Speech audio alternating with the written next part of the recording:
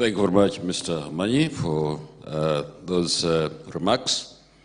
We can now listen to Mr. Shannon Lee Ferry, Councillor of Agricultural Machinery Manufacturers Industry Club in Thailand. I believe that you can unpack so much that the audience would have a lot of interest in. You have the floor. Yes, hi, thank you. I'm Shannon Ferry from Federation of Thai Industries.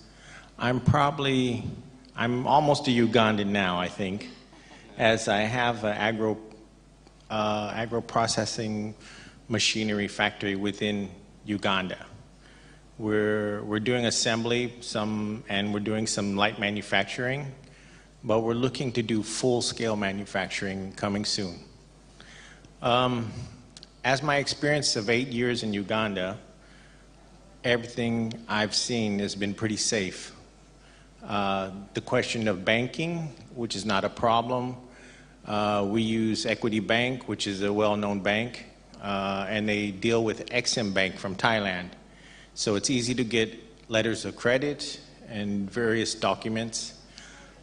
So it's quite easy to do business in Uganda. I do business in 15 African countries right now, and I can safely say, Uganda is on the top of my list as a partner to do business with. Thank you.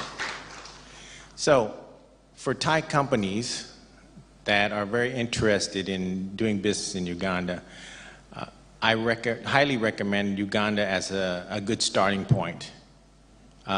One, you have to take in consideration of the culture, the people, and the way of life. Then you can understand the market.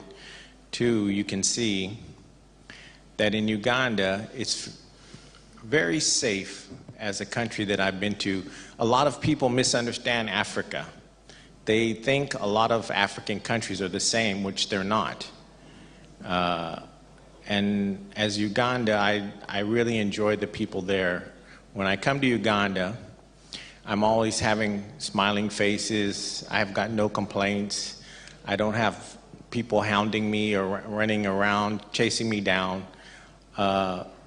So Uganda is a well-developed country, which I think is very ideal.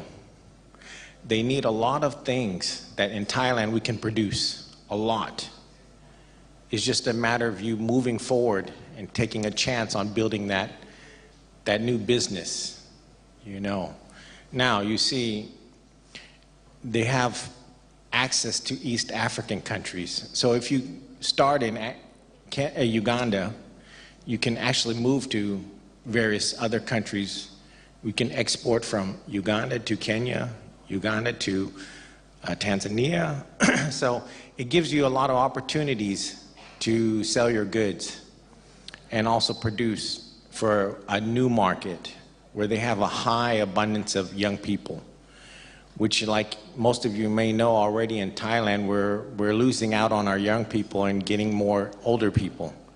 But they have a large workforce in Uganda that's ideally beneficial for your manufacturing future.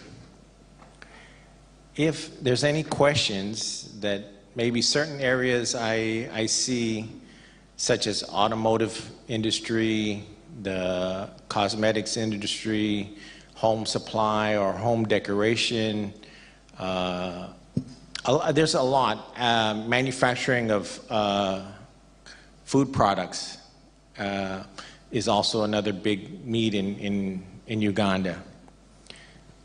So I do recommend you ask questions, and if you don't know who to ask, you can ask me also. I can tell you whatever information I have. I'm happy to share with any of you.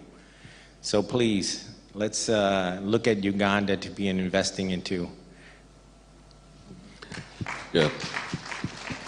Thank you very much, Mr. Shannon. But I want to briefly go back to Mr. Bwire, because Mr. Shannon is talking about the availability of machinery, because the manufacturer actually is located into machinery manufacturing. And we know that back home in Uganda, we've been talking about appropriate technology and advanced technology as well.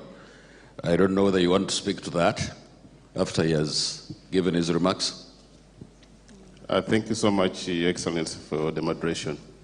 As an agroeconomy, really, machinery and the machines are significant for us to propel our economy through agriculture. Number one, we are looking at mechanization of agricultural chain to increase production and productivity. And this, we are looking at all across the commercial, that's large-scale farmers that are going to use heavy equipment like the tractors.